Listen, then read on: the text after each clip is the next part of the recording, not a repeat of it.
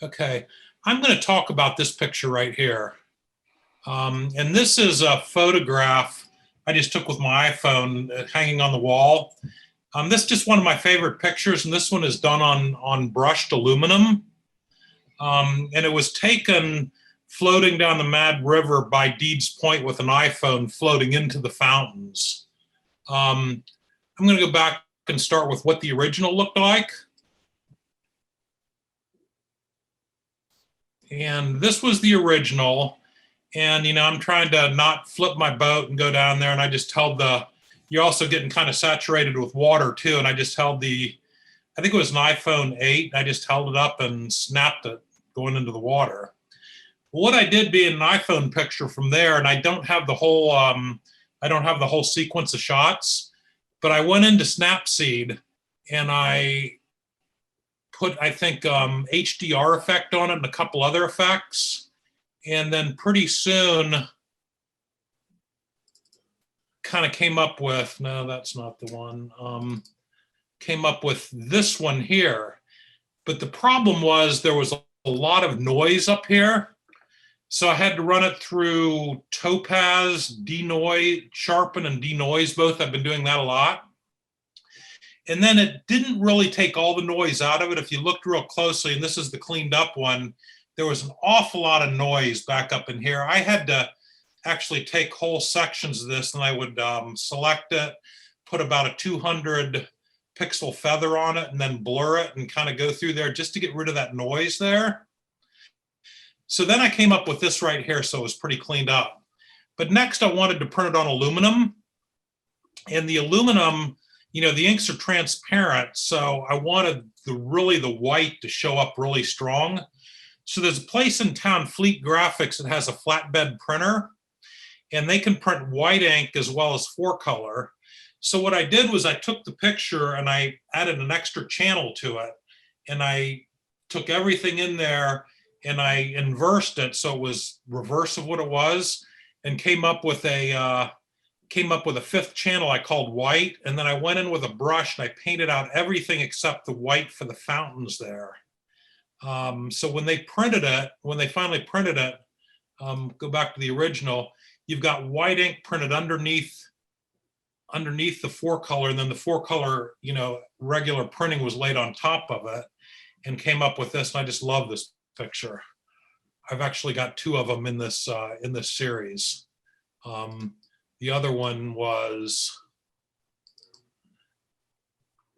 this one right here. And I loved it down there because with the iPhone, you can shoot directly into the sun.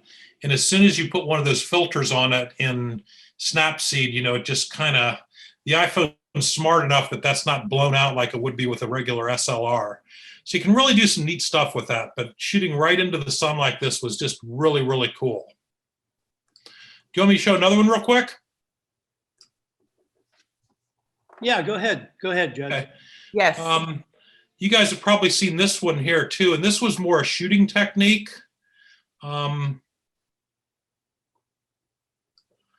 This is one that we shot in Cuba this year, and I love this effect. And what we were doing, and it took me a little bit to get it, but we had a flash unit set up there, and we turned the exposure to a real slow exposure. I think it was like a 20th or 30th of a second exposure, but then the flash would go off either at the end of the exposure or the beginning of the exposure, I'm not sure where, so it would freeze part of the image, but then you had the blurriness from the rest of the shutter being opened. And I took a couple of them. This was one that we took the same way. It froze the image in the middle of it with the blurriness, came out with a really strange effect on this next one. We were with the guy Ramses who knew how to do this, so it seemed like it was easy when I was setting it up, but I've tried to redo it since then, and it's not as easy as it looks. This was one where she was dancing, we had it blurred, and I think that there were 2 flashes went off at once here. One was my flash where I caught the top of her, and the second one was, I know Beth Larson was there. The second one was probably somebody else's flash, and that's where it looked like her body was separated, but it's just a really cool effect. So I don't know if anybody's got any questions on any of those guys, but those were my two how I did it. Do another one, Judd, if you got it. I don't know that I have another one here ready to go. I've got another one of these of the blurred, the blurred effect down in Cuba, which was the same thing. We were able to kind of freeze their faces here, but the rest of the body stayed all blurry. But I don't have a whole lot else of how I did it because most of my stuff's pretty simple.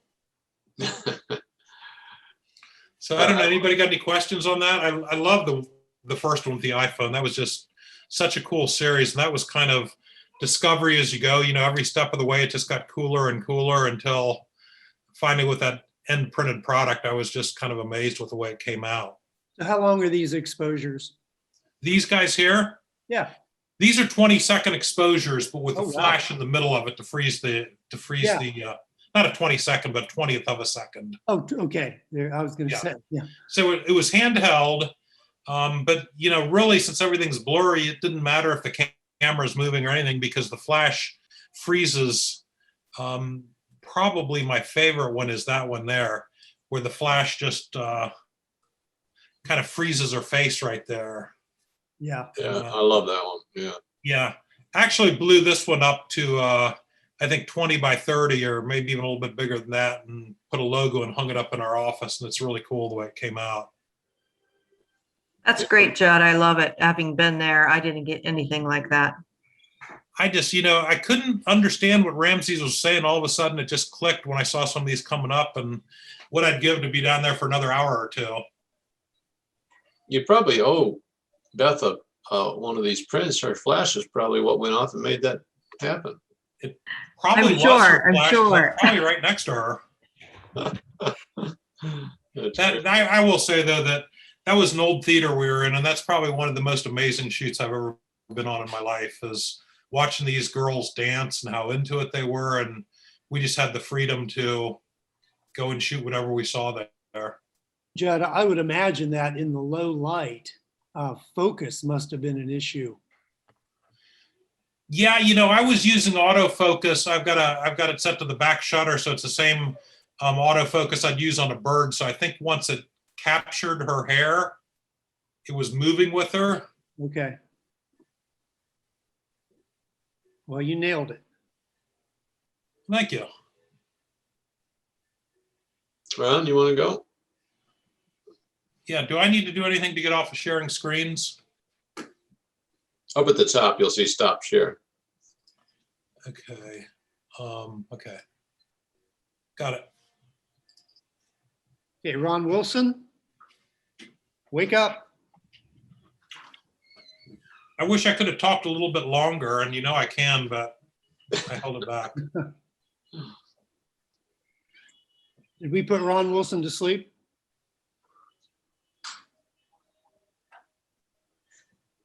I'm coming along, don't you worry. Okay, Okay, I'm here. excellent. We see your screen. Great, we're working here. Yeah, Well, this is a picture called The Barn. And I use this in my classes. So if any of you have been in my classes, you've probably seen this shot. Nothing special about the way you take it. It's pretty straightforward.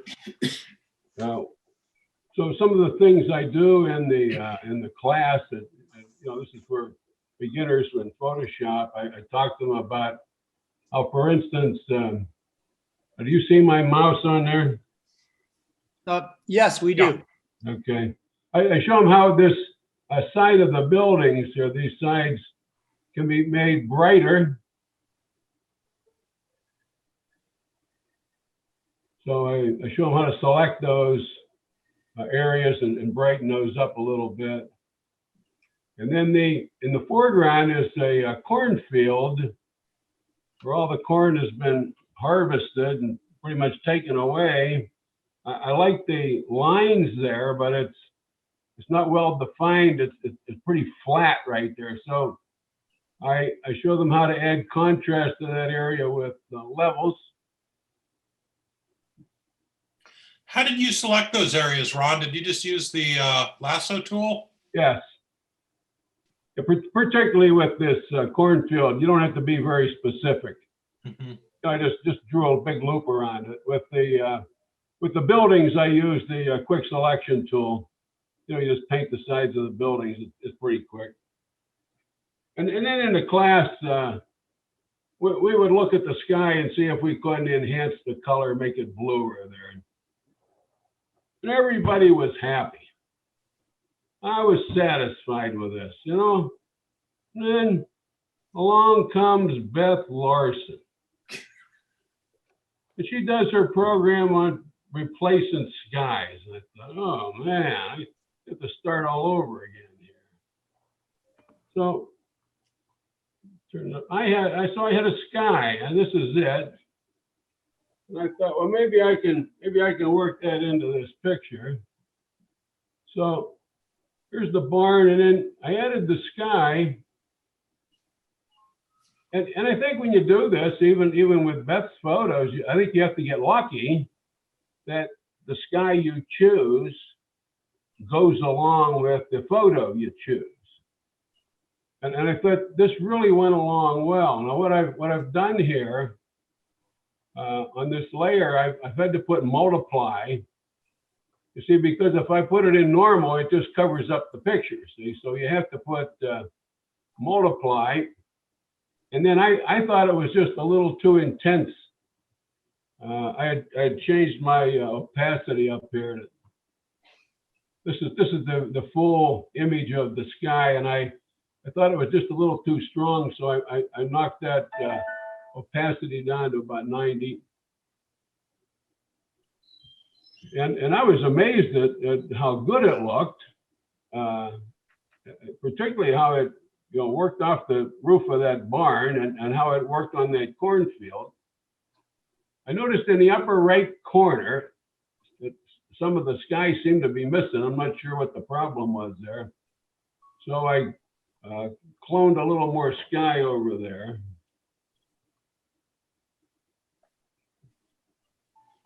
And then I wanted to kick it up a little bit. I wanted to just see if I can get a little more pizzazz out of this. So I went to levels. And this is what I did here with this. Here's my levels chart over here. And what I did was I wanted to bring up the highlights. Let me put this back where it belongs here. This is where levels comes up. And so by moving the white point in, I brighten the highlights. But as you know, when you move the white point in, you also move the midpoint over, which lightens the midpoint, the midtones. So I brought the midtones back down. You see, it gives it a stronger contrast there, which I like. And then the final touch on it, I gave it a little bit of vignette.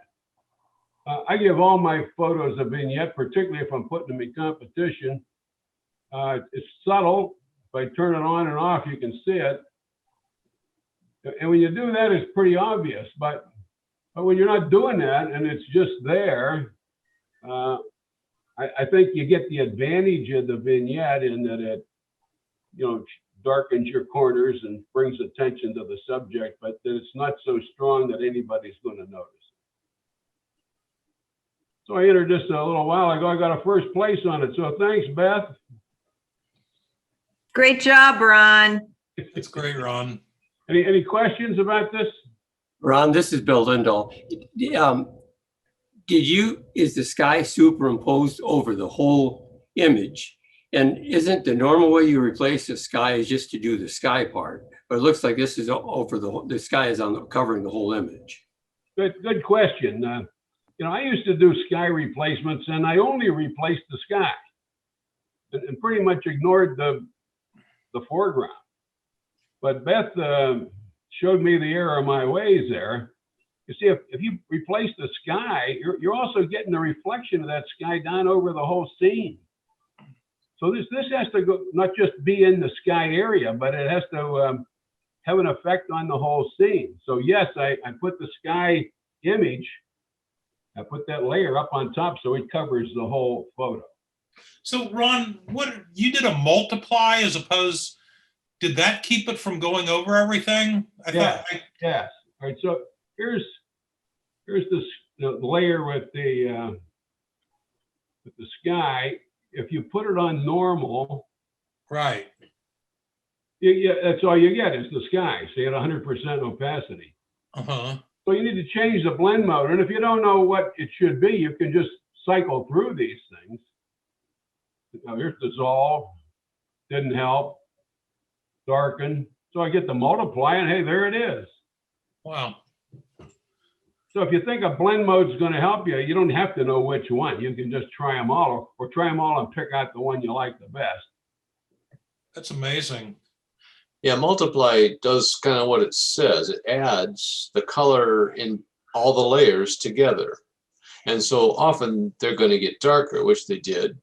Mhm. And in this case, it works because he wants it to be a twilight scene. Now, you do see some clouds on the roof, but you could probably highlight that and just blur it.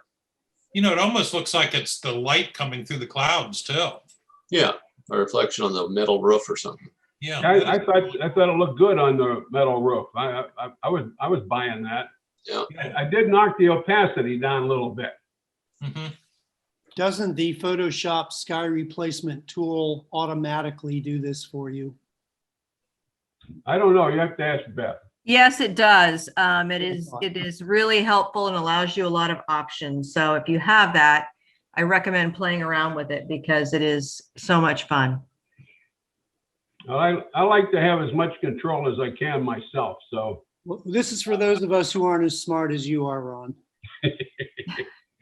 You know, it's really not that hard to do it manually as well. I agree. The multiply, and then if you know, like for instance, if you're getting some on the roof, some sky definition, you can blur that. So there's lots of ways to manipulate this in Photoshop and do it manually without the sky replacement program. any other questions? Good job. That's a nice picture, Ron. I'm just thrilled the way it turned out, and I'm as surprised as anybody is how well it worked here. Mhm. All right, I have another photo here. I'll show you. This is Muddy Boy #1. This was taken at the Mud Mania Festival in Hamilton County. It's an annual event they have, I think, in July at one of their metro parks.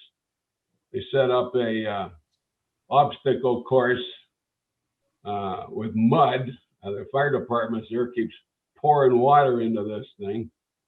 And people get in there, and I'm telling you, they have the times of their lives playing in the mud, particularly the kids. And it's a fantastic photo op. You don't see many seniors going through this obstacle course because it's very slippery, and you see people falling all the time.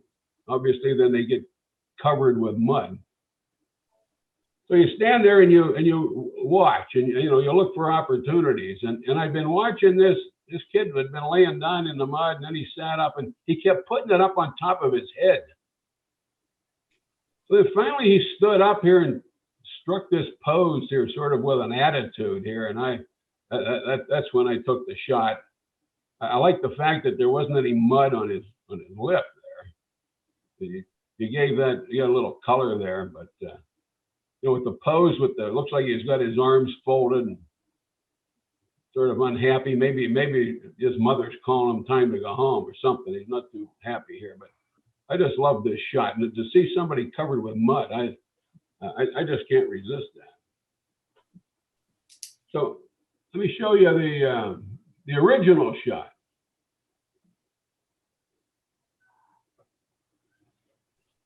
So this is what I took with the camera.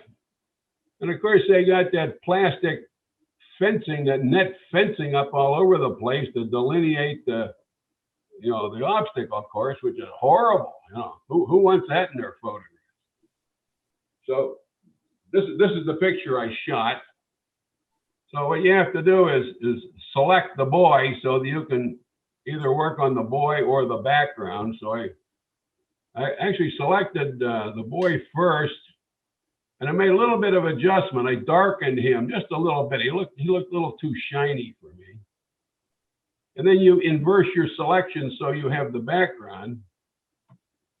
And I took it to this, and I used the hue saturation adjustment here. If you can see over here, took the saturation way down and I darkened it. So if I put this back, see, this is the way it is. And I used the hue saturation adjustment. So I knocked that saturation down. You can take it all the way out. I didn't take it all the way down for some reason. And then with the lightness slider, which is really powerful here, I just kept darkening that up to see where it should be. Now you can run that to where it's black, you see, which I thought was way too much.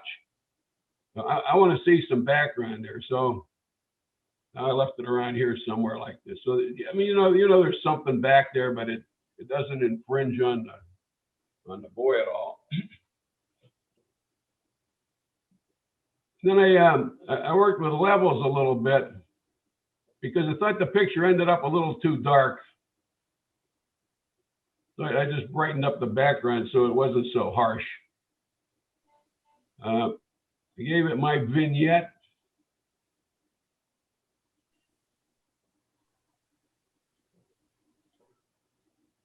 And then the one last thing I did to touch this up was I just wanted to brighten those eyeballs just a little bit. You see that? Off, on, off, on. And I think that was like the icing on the cake there. That really brought this guy to life. You can see the color of his iris there. You see the highlights. You see the eyeballs a little better. And I think that was the finishing touch on it for me. Any questions about the Muddy Boy?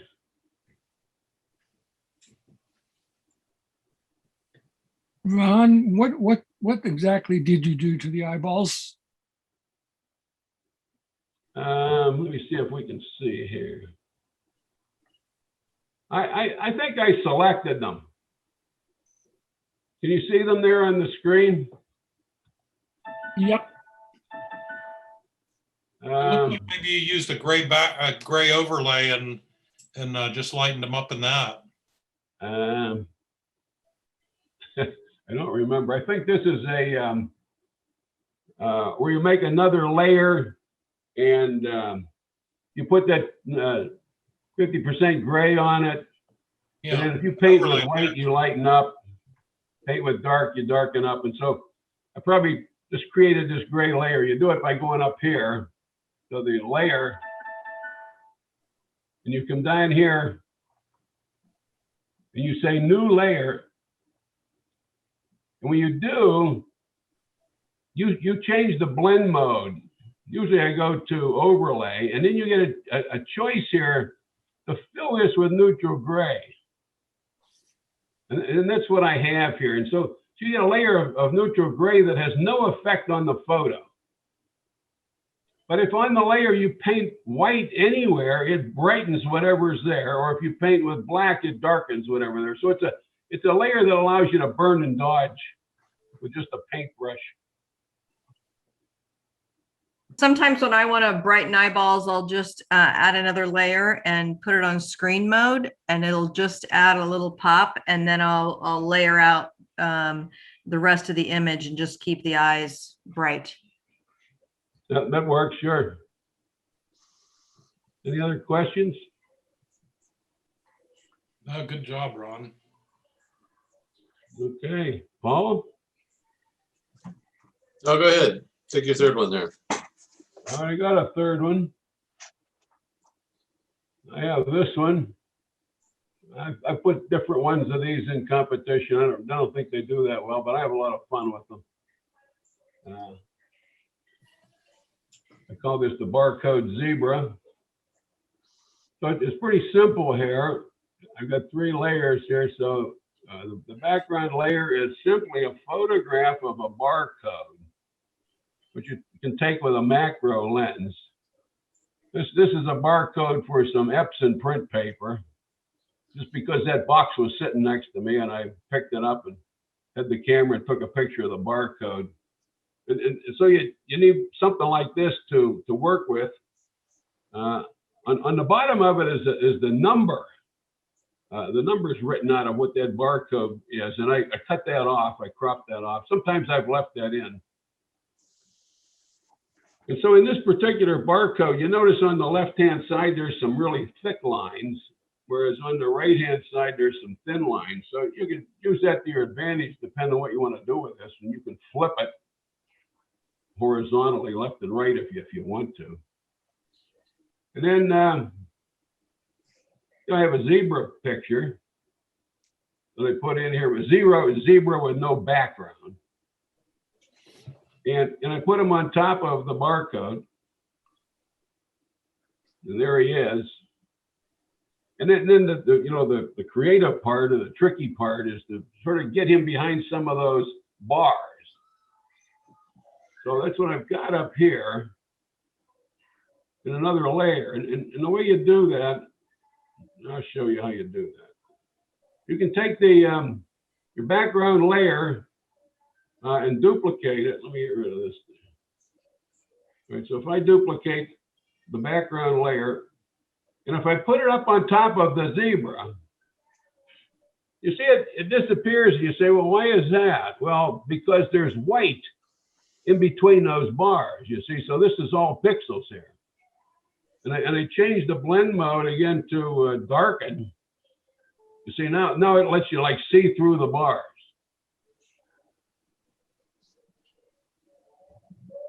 And then you decide, well, I don't want all the bars. I want to block some of them out, so you can do that with a mask. So I add a mask to this layer. So here's my mask. So then you got to decide what bars are you going to take out, and I use the rectangular marquee tool. Come down here, and I forget where this was. I put on here somewhere like that. And I'm on the mask. So then I say edit, and I say fill, and my color, my foreground color on the lower left is black, and I say okay. It blocks that out, and I remove the selection, select, deselect. And so that's the simple technique of this thing. But you can be very creative with this, picking and choosing how you want to play a subject with these bars, whether it's in and out of them or it's behind all of them, whatever you want to do. Now, for instance, I notice right here, his nose is really close to that bar. You see that? So I can go to the zebra layer, and then I can, up in the left corner, I can get my move tool. And I can use my left and right arrow, you see, and I can move the zebra back and forth. So you can line them up so that, he fits the bars. So it's just a basic little process here of using two barcode images, one on top of the other, and you put something in between, and you can just mix and match and do these things every which way you can think of and have a lot of fun with it.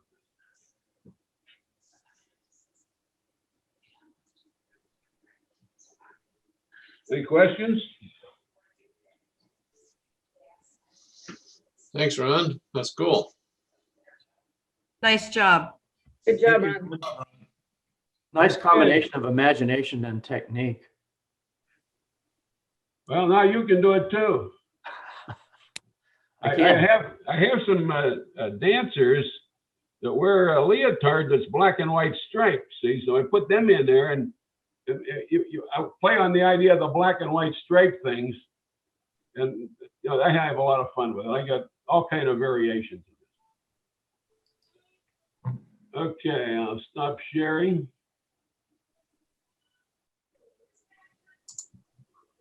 It's all yours, Paul. All right. I'll show you a print I entered this month, I think, a couple weeks ago.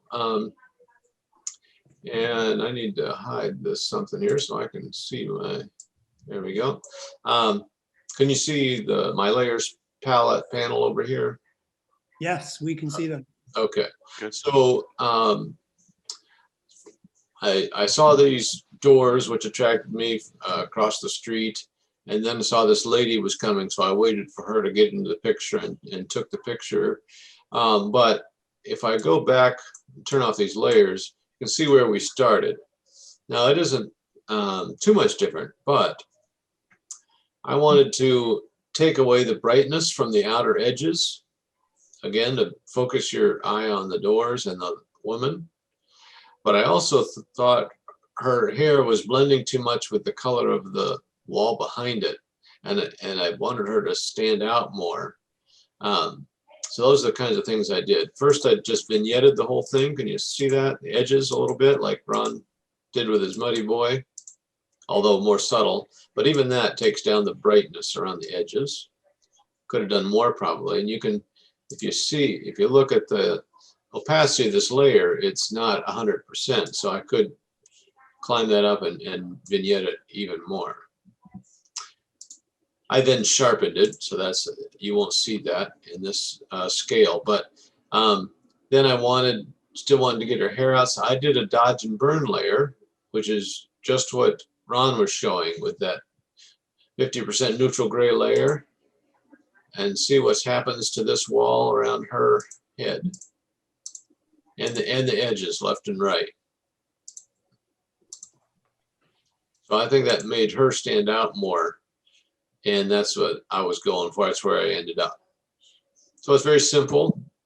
Little vignette and a dodge and burn. And it went from this to this.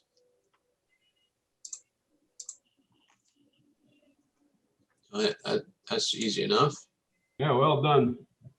So this guy, I had this concept of this giraffe in front of a tree, but this is how we started.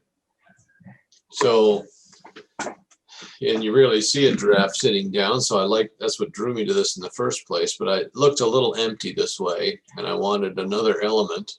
So I found a tree from another picture and added that, and moved it around so I thought it looked right.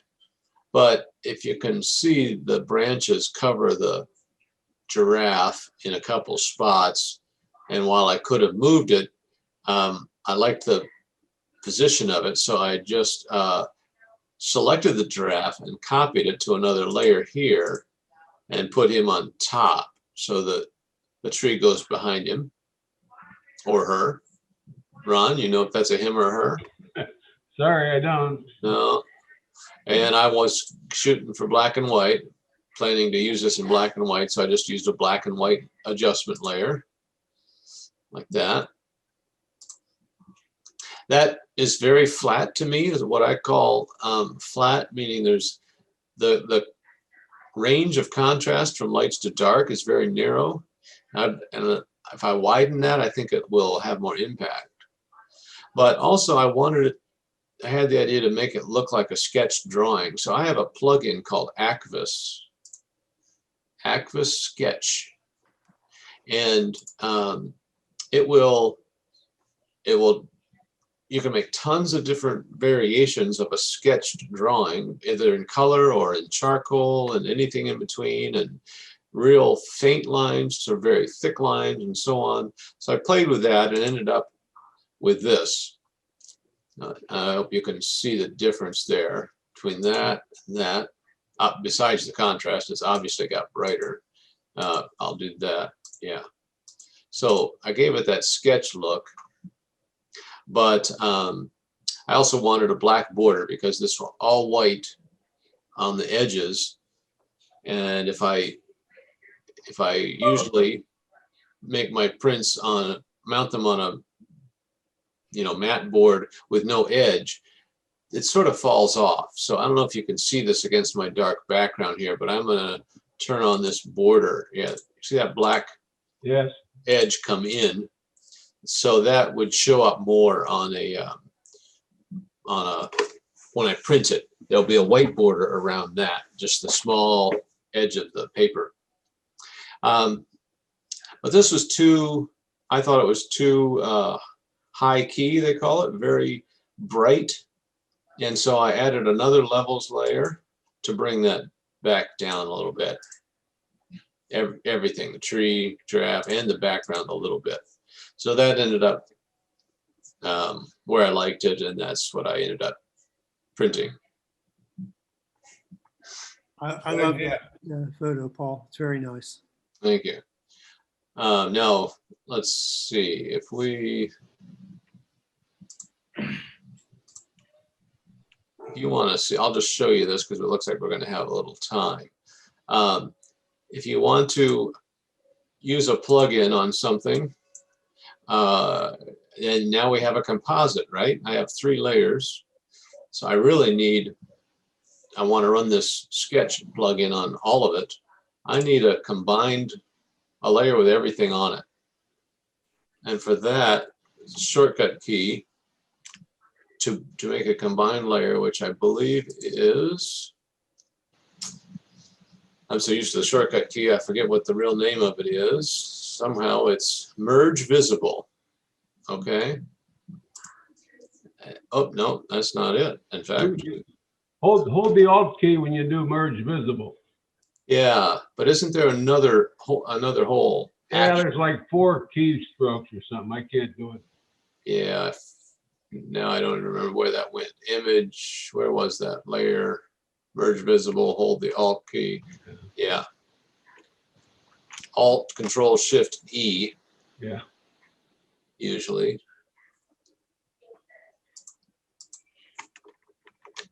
There it is. So now this layer 1. Okay, if I can turn off all the others, you'll see layer 1 is everything on it. And I did that just to show you how this plugin is going to work. Aquos Sketch.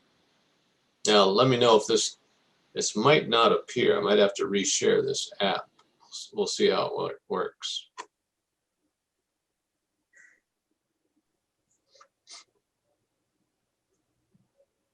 Or it might not come up at all. Oh, there we go. Can you see that? I'm moving a screen around. Can you see that or no?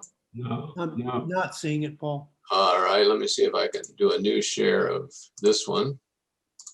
Now do you see this? Yeah. Yeah, I can see that now.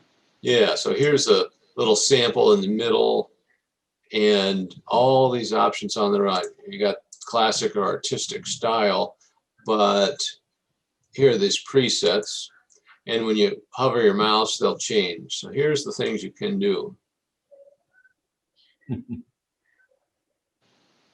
So you pick one, and what's neat is, I'll say that one, and all it does is change what's in that square, which it doesn't help you a whole lot. So if you go up here and hit this play button, like on a record, it will start to sketch it. And then you can stop it if you want to early.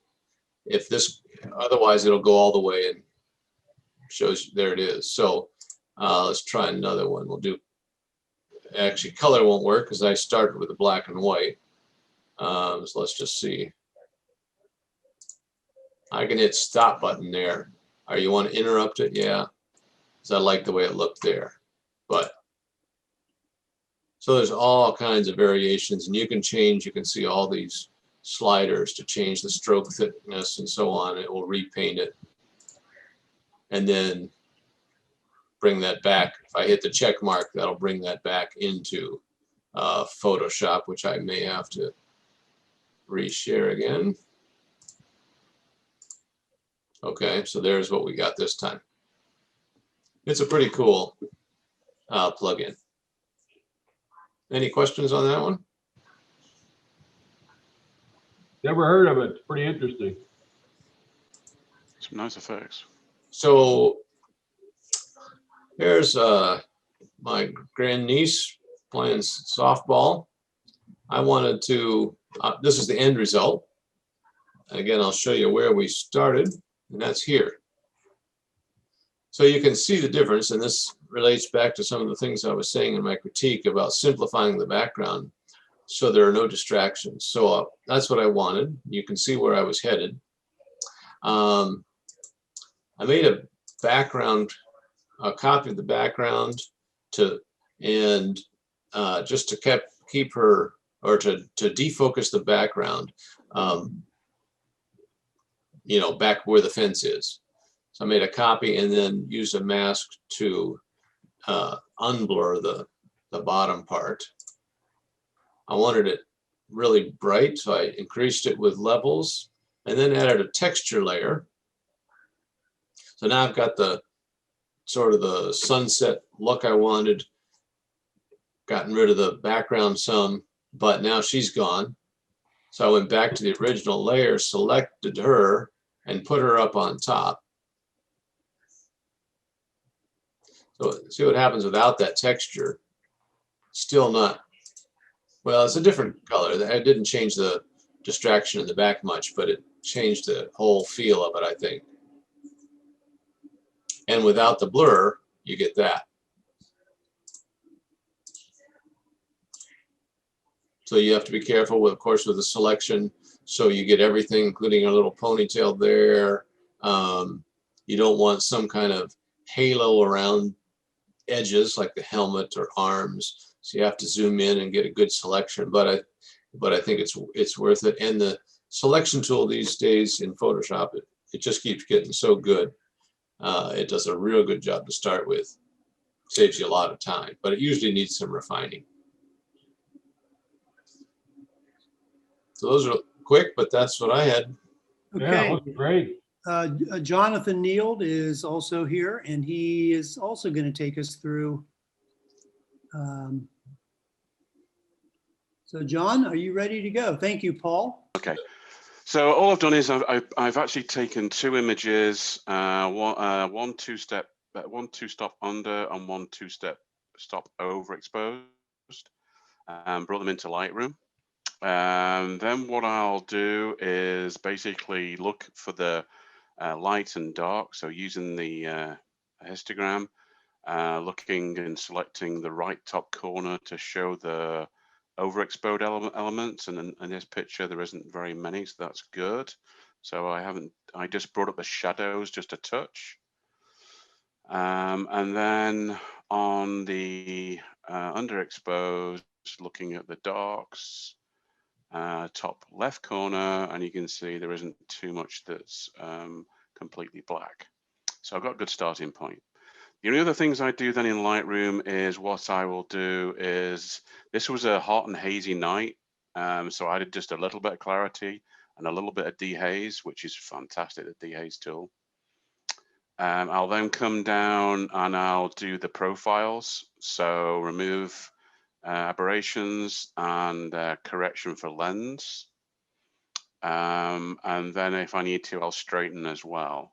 And then what I'll do is I select both the pictures, so you can see them both selected here. Come over to the left side and sync. I'm not sure if many of you have used the sync tool, but it's a good tool if you've got multiple photographs that you want to do the same corrections on.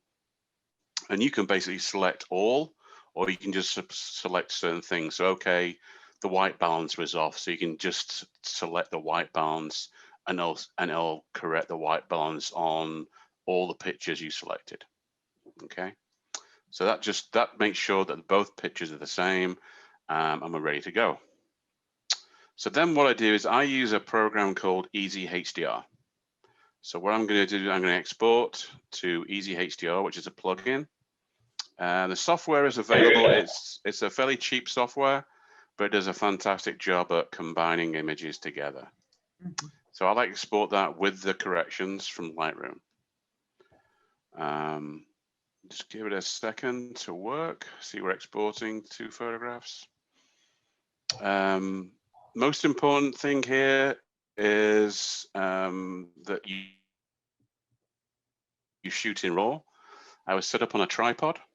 I had a low ISO 64.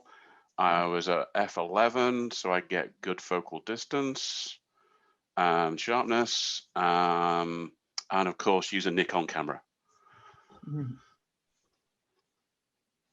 So, That last part isn't totally necessary. I agree. I just had to throw it out there, you know. There we go. Okay, so it comes up with this dialog box. I tend not to use too much filter, so it's a 2 and a 2. Remove ghosting, which is a nice feature, especially where I'm doing an overexposed, two-step overexposed to get the water nice and smooth. It can take out some of the ghosting or the movement in the clouds, for example. So I'll say, go ahead and create.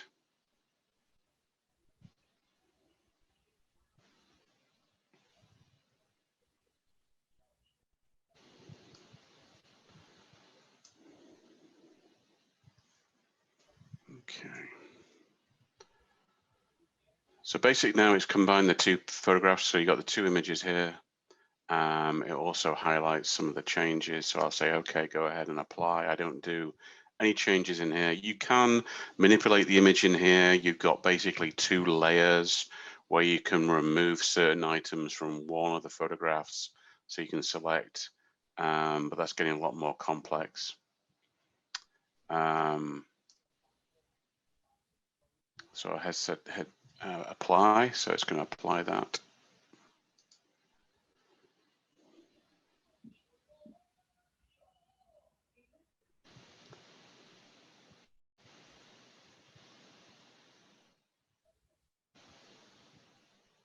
And you can actually bring in more pictures if you want to, and then on the right side you can deselect or reselect them.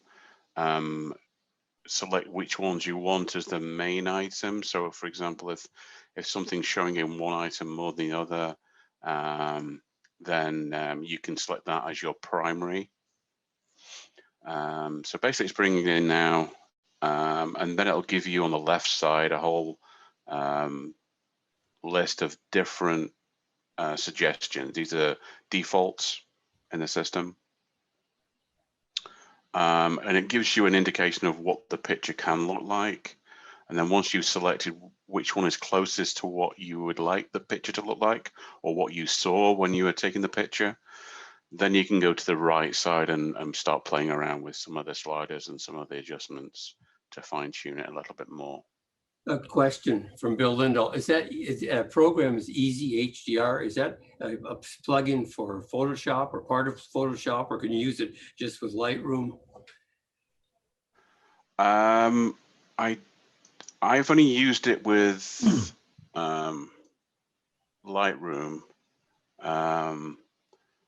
This is the website.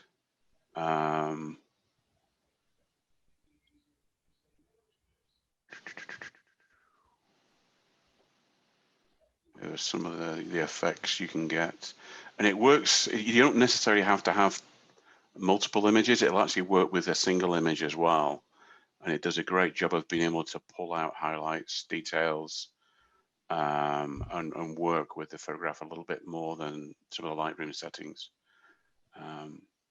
So I think it's like $33, $35 for a license. So it's fairly cheap.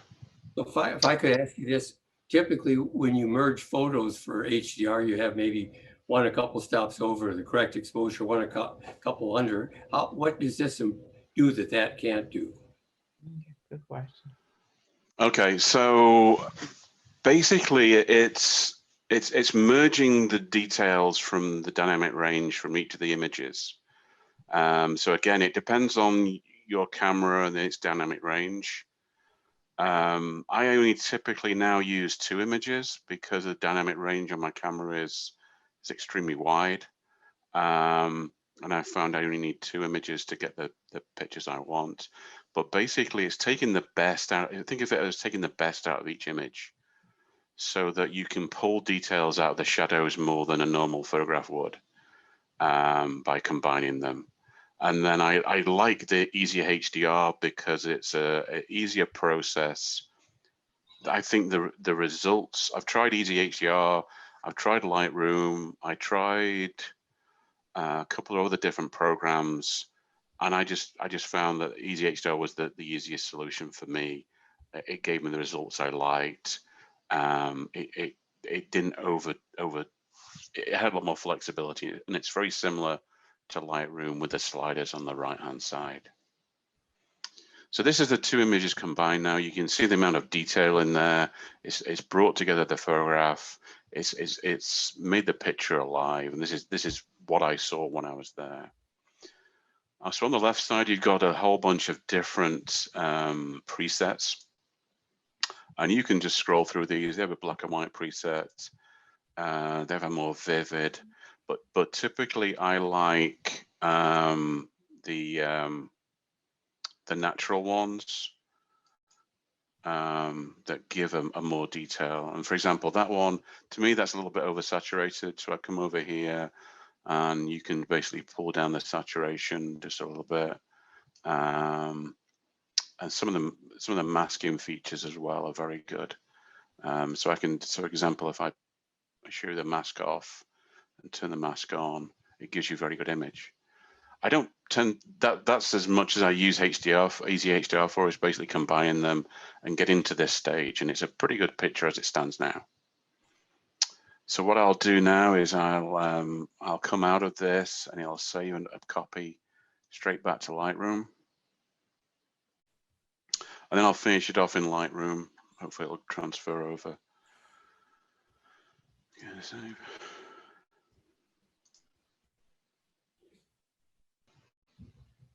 Okay, so I brought it back in. And what I'll do is I would then look at the picture and say, okay, what am I going to do with it? I want to crop it. I want to adjust it slightly. And, you know, I end up with an image like that. So that's my final image. That's beautiful. Beautiful. I love that. So sorry for the complications. It's not usually that complicated. It's usually a quick and easy process. I typically will do most of my adjustments in Lightroom, but I just use the Easy HDR really just to combine them to get something that combines all that detail together. So. Quick question, John. I'm seeing the edge of the clouds are kind of sharply demarcated. Is there something that could soften that? Yeah, this isn't the one this is just an image that I hadn't processed before. I preferred another image. And again, you have to play around with the settings just to get that difference. For example, that's the one I just combined and I hadn't finished it. So I would look at the setting, go into Lightroom, and then look at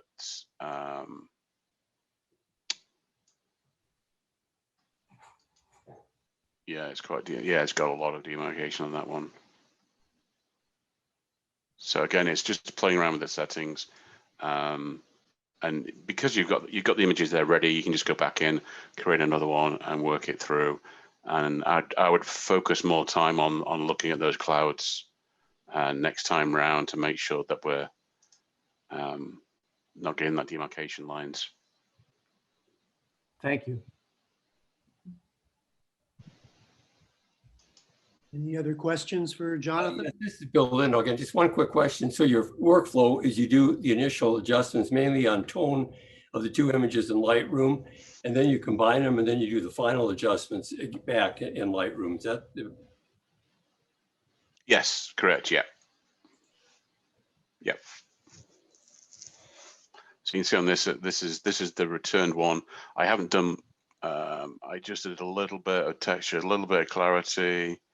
I did a little more dehaze, a little bit of negative on the vibrance. I did a vignette, and then I think I did a filter.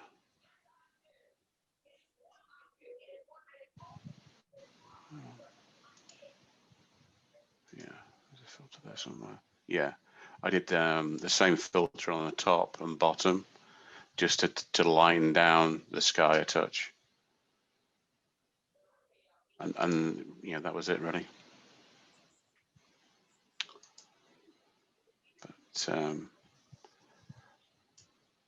Yeah. So these are two botanical gardens in Singapore.